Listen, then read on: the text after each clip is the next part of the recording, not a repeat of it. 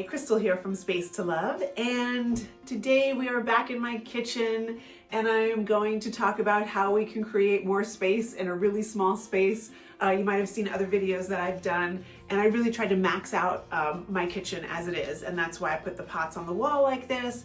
And as I was actually looking at them the other day, and I was like, I should really upgrade those, I think. I think it's time. They've been here for a while and they are Teflon, and so I was perusing through the Sonoma catalog, and I was like, look at these copper pots. They are gorgeous. And I was like, I want these. And then I was like, wait a minute.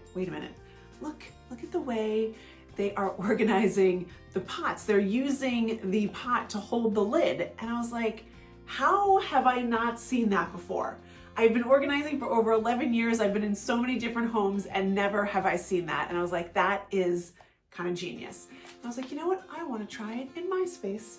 So I have my lids right here, and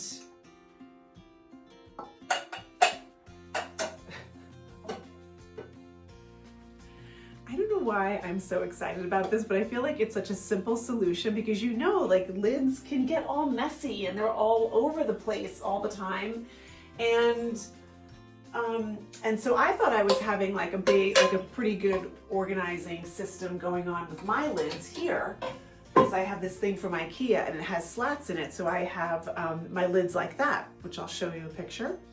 But now that those lids aren't going to be there, I was thinking, well, what else can I do with that space?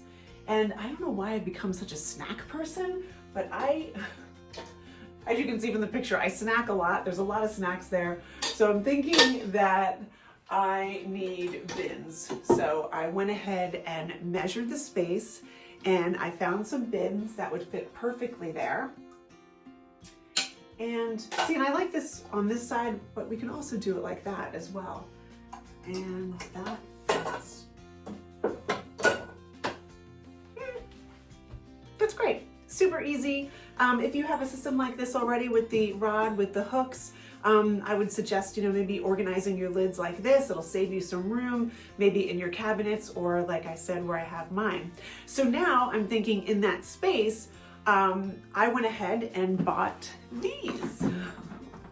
I found them on Amazon, and yeah, they're a clear space. So I'm gonna go ahead and now take these out and then organize my snacks. And like, I don't really have a pantry in this kitchen, so it does get a little messy. So now with these few containers, I'm thinking I'll do one for snacks, one for pasta, one for sides and things like that.